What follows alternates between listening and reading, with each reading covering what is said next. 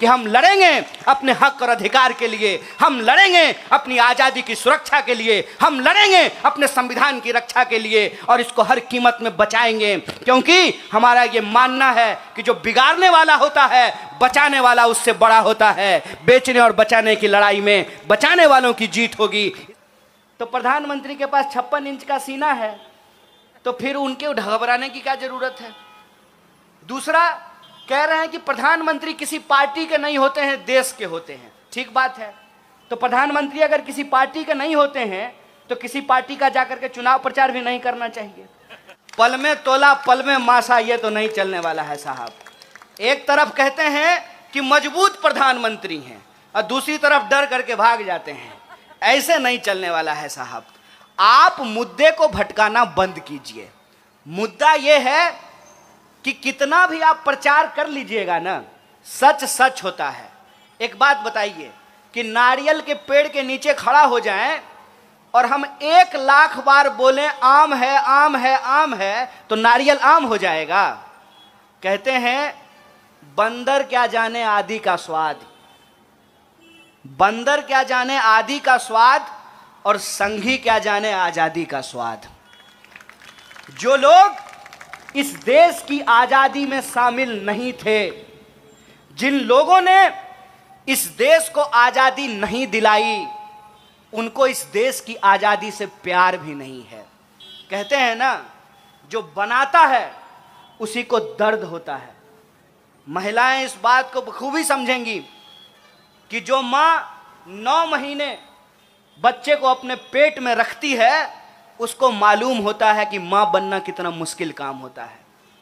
जो घर छोड़ करके भाग गए हैं, जो घर नहीं चला पाए हैं, वो देश क्या खाक चला पाएंगे। इसीलिए मैं आपसे कहता हूं कि आज के डेट में इस देश की जो बहुसंख्यक आबादी है, उसको ये सोचना पड़ेगा कि उसका मुद्दा क्या है। और उसका मुद्दा है एम्प्लॉयमेंट, उसका मुद्दा है महंगाई, उसका मुद्दा है पॉलिटिकल, सोशल, इकोनॉमिक और कल्चरल पार्टिसिपेशन। उसका मुद्दा है कि इस देश के अंदर महिला हो या पुरुष हो, काला हो या गोरा हो, सबको जो बराबरी से रहने का हक मिला है, वो बराबरी का हक। यहाँ कुछ सिपाही खड़े हुए हैं। ये संविधान की ही ताकत है कि सिपाही जो डंडा लेकर के खड़ा है, उसका वोट भी एक होता है और इनके जो डीसीपी और डीजीपी होंगे, उनका वोट भी एक होता है। ये देश के लोगों का मुद्दा है और इस मुद्दे से लोगों का ध्यान भटकाने के लिए तरह तरह का तमाशा रचा जाता है, तरह तरह का तमाशा खड़ा किया जाता है। और इस तमाशे के खिलाफ जो जनता है, उसका जो सवाल है, उस सवाल को उनके बीच में ला करके रखना, ये हमारी जिम्मेवारी है। और इस जिम्मेवारी को कांग्रेस पार्टी हर हालत में उठाएगी। आजकल कांग्रेस पार्टी के लिए कुछ नए नए शब्द गढ़े गए हैं। जैसे मैं जब आ रहा था तो मुझे किसी ने कहा कि टुकड़े टुकड़े का पोस्टर लगा दिया है। हमने कहा कि देखिए, हम बड़ी प्राउडली कहते हैं कि हम टुकड़ा टुकड़ा करेंगे भाजपा का। इतना टुकड़ा करेंगे ना कि फिर ये फेविकॉल क्या फेविक्विक लगाने के बाद भी ये जुड़ नहीं पाएगा। सवाल किसी को प्रधानमंत्री या मुख्यमंत्री बनाने का नहीं है, सवाल देश का है, सवाल देश को बचाने का है। मैं बार बार आप लोगों से एक आग्रह कर रहा हूं, देश रहेगा तभी न राजनीति होगी, देश में लोकतंत्र रहेगा तभी न कोई मुख्यमंत्री बनेंगे।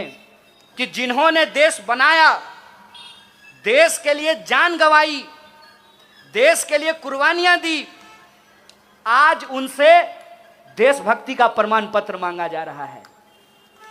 जिन्होंने आजादी के आंदोलन के साथ गद्दारी की, अंग्रेजों के साथ बैठ करके चाय पे चर्चा करते थे, जो देश की संपत्ति को बेच रहे हैं। आप मुझे बताइए, राष्ट्रीय संपत्ति को बेचना कौन सा राष्ट्रवाद है भाई? आज ये जो उल्टी गंगा बहाई जा रही है, एक तरफ वो लोग हैं, एक तरफ कांग्रेस पार्टी है जो कहती है रघुपति राघव राजा राम, पतित पावन सीताराम, ईश्वर अल्लाह तेरो नाम, सबको सन्मति दे भगवान।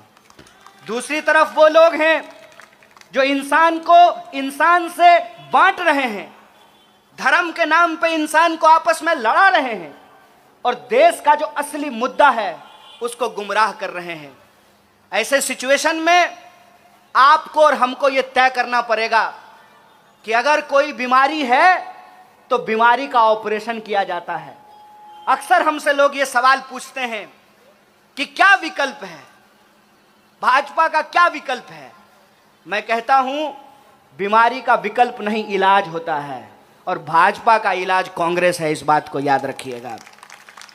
और ये बात सीधे तौर पे लोगों के दिमाग में नहीं जाए तो डाइवर्जन क्रिएट किया जाता है।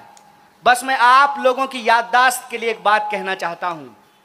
आप मुझे बताइए कि दीदी पहली बार मुख्यमंत्री कैसे बनी थी, याद कीजिएगा। माननीय अरविंद जी पहले बार मुख्यमंत्री कैसे बने थे, याद कीजिएगा। तब कांग्रेस पार्टी ने यह तय किया कि भाजपा को रोकने के लिए जो भाजपा विरोधी पार्टियां हैं, हम उनके साथ मिलेंगे, उनके साथ समझौता करेंगे और भाजपा को रोकेंगे। इसीलिए मैं आपसे आग्रह करना चाहता हूं, सवाल किसी को मुख्यमंत्री बनाने का नहीं है, सवाल किसी को प्रधानमंत्री बनाने का भी नहीं है। सवाल यह है कि इस देश का जो पॉलिटिकल कल्चर है, इस देश की जो डेमोक्रेसी है, जो डेमोक्रेसी इस देश के बहुजनों को ना सिर्फ राजनीतिक अधिकार देती है बल्कि सामाजिक और आर्थिक अधिकार भी देने की प्रवृत्ति रखती है, देने का पॉलिटिकल विल पावर रखती है। केंद्र की सरकार ने 5,000 करोड़, कितना, 5,000 करोड़, अरे आप संबित पात्रा थोड़ी हैं कि ट्रिलियन में कितना जीरो है नहीं बता सकते हैं। 5,000 करोड़ सिर्फ और सिर्फ एडवर्टाइजमेंट पे खर्च किया है। और आप इधर से बंबई की तरफ से मैंगलोर जाएं या मैंगलोर की तरफ से मुंबई जाएं, नॉर्थ से साउथ, उस पे घूम करके देख लीजिए कि सबसे ज्यादा प्रचार किस पार्टी के होर्डिंग के द्वारा किया गया है। ये जो पैसा है ये इन्वेस्टमेंट है। ये इन्वेस्टमेंट किससे निकाला जाएगा? ये इन्वेस्टमेंट जब सरकार चुन करके आएगी तो आपसे निकाला जाएगा, आपके टैक्स के पैसे से वसूला जाएगा। और कैसे वसूला जाता है? ये सामने पेट्रोल पंप है। ये भाजपा के लोग कहते हैं शेर को पालने में खर्चा होता है। प्रधानमंत्री शेर हैं तो शेर को पालने में खर्चा होता है, इसीलिए 32 रुपए लीटर का पेट्रोल जो है 110 रुपया में बिक रहा है। 32 रुपया दाम है और बाकी का जो रुपया है टैक्स के रूप में आपसे वसूला जा रहा है। और वो पैसा आपके स्कूल के ऊपर नहीं, आप जिस सड़क पे चलते हैं उस सड़क के ऊपर नहीं, आपके घरों में जो बिजली आती है उस बिजली के ऊपर नहीं, प्रधानमंत्री जी के सूट बूट के ऊपर खर्च किया जाता है। कि आजकल लोकतंत्र में सिर्फ नेताओं के मन की बात होती है, जनता के मन की बात नहीं होती है। जनता के मन की बात क्या है? जनता के मन की बात यह है कि लोकतंत्र, डेमोक्रेसी देश के लोगों से बनता है। और हमसे पहले जो इस मंच का संचालन कर रहे थे उन्होंने एक बड़ी अच्छी बात कही कि कौन है बहुजन? जो ठेला चलाते हैं, जो रिक्शा चलाते हैं, जो खेतों में काम करते हैं, जो फैक्ट्रियों में काम करते हैं, जो आपके घरों में साफ सफाई करते हैं, जो सरकारी दफ्तरों में काम करते हैं, मेहनत मजदूरी करने वाले जो लोग हैं। और ये जो मेहनत मजदूरी करने वाले लोग हैं ये सम्मान से अपनी जिंदगी जी सकें, इसीलिए डेमोक्रेसी में बराबरी का अधिकार उनको दिया गया। बराबरी का अधिकार वोट देने से लेकर एजुकेशन लेने तक, और एजुकेशन लेने के बाद नौकरी लेने तक, ये इक्वलिटी की आइडिया को डेमोक्रेसी के अंदर एस्टेब्लिश किया गया। आप सोच करके बताइए कि अगर संविधान में डॉक्टर बाबा साहब भीमराव अंबेडकर और पूरी की पूरी संविधान सभा यह प्रावधान नहीं करती कि सबका वोट बराबर होगा, तो आपको लगता है कि आपकी गंदी बस्तियों में कभी चमचमाती कार पे बैठकर कोई हाथ जोड़ करके आपसे वोट मांगने के लिए आता? जब मंदिर में नहीं घुसने दिया जा रहा है, जब अपने घरों में नहीं घुसने दिया जा रहा है, एक ही नदी में जब साथ में नहाने नहीं दिया जा रहा है, एक ही कुएं में जब पानी पीने नहीं दिया जा रहा है, तो नेता हाथ जोड़ करके आपसे वोट मांगने आते? ये डेमोक्रेसी की ताकत थी। डेमोक्रेसी ने हमको क्या ताकत दिया कि चाहे हेलीकॉप्टर पे उड़ने वाला आदमी हो या सड़क के किनारे बैठकर जूता सिलने वाला, उसका वोट बराबर होगा। आपने अपने घर में भले महिला और पुरुष को बराबर नहीं किया हो, लेकिन संविधान ने महिला और पुरुष को बराबर किया। ऐसा तो नहीं है ना कि मेरे पिताजी का वोट 2 होगा और मेरी माताजी का वोट 1 होगा। क्या गोरा क्या काला, क्या मोटा क्या पतला, क्या अमीर क्या गरीब, क्या फॉर्च्यूनर पे चलने वाला क्या साइकिल पे घूमने वाला, सबका वोट बराबर किया इस देश के संविधान ने। और यह जो अधिकार है, इस अधिकार की ही ताकत है कि पॉलिटिकल पार्टिसिपेशन के साथ साथ इकोनॉमिक पार्टिसिपेशन की भी बात की जाने लगी। लेकिन आज के डेट में पहले पॉलिटिकल पार्टिसिपेशन को खत्म किया जा रहा है और उसके बाद इकोनॉमिक पार्टिसिपेशन को भी खत्म किया जाएगा। और ये मैं झूठ नहीं बोल रहा हूं, झूठ बोल करके हमको प्रधानमंत्री नहीं बनना है, मैं सच आपको बता रहा हूं कि पॉलिटिकल पार्टिसिपेशन कैसे खत्म किया जा रहा है। आप देख लीजिए कि चुनाव की हालत आज क्या कर दी गई है। धीरे धीरे एक साधारण व्यक्ति चुनाव नहीं लड़ सकता है। धीरे धीरे हम वोट तो दे सकते हैं, लेकिन हम चुनाव नहीं लड़ सकते हैं। आम इंसान चुनाव से बाहर कर दिया गया है। अभी चुनाव लड़ने से बाहर किए हैं, कल वोट देने से भी बाहर कर दीजिएगा। आपको मैं पार्लियामेंट की हालत बताता हूं। पार्लियामेंट के अंदर कम से कम 200 ऐसे एमपी हैं जो लाखपति नहीं, करोड़पति नहीं, अरबपति हैं, अरबपति। डेमोक्रेसी की अगर यह हालत रही तो आपको लगता है कि जो बहुजनों को अधिकार संविधान के अंदर मिला, सरकारी नौकरियों में जो उनकी भागीदारी सुनिश्चित की गई, ये बचने वाला है? ये बचने वाला नहीं है। और उसका नतीजा मैं आपको बताता हूं और आप सोच करके बताइएगा कि अगर एयर इंडिया नहीं बचा तो एयरलाइंस में रिजर्वेशन बचेगा? अगर रेलवे नहीं बची तो रेलवे में रिजर्वेशन बचेगा? अगर सरकारी यूनिवर्सिटी नहीं बची, सरकारी अस्पताल नहीं बचे, तो सरकारी यूनिवर्सिटी और अस्पताल में जो है रिजर्वेशन बचेगा? इसको कहते हैं ना रहेगी बांस ना बजेगी बांसुरी। आप सोच करके बताइए, जिस तरीके से पब्लिक सेक्टर को आज पूरी तरीके से खत्म किया जा रहा है, वो किसके खिलाफ है? वो इस देश की बहुजन आबादी के खिलाफ है।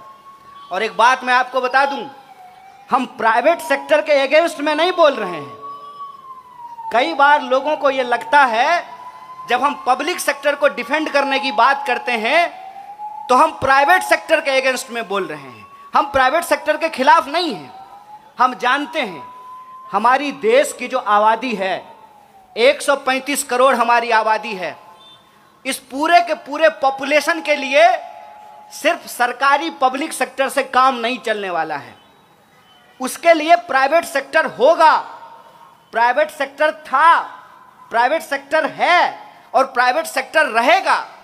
लेकिन एक बात अपने दिमाग में आप डाल लीजिए कि अगर पब्लिक सेक्टर पूरी तरह से समाप्त कर दिया जाएगा तो प्राइवेट सेक्टर भी ठीक से काम नहीं करेगा।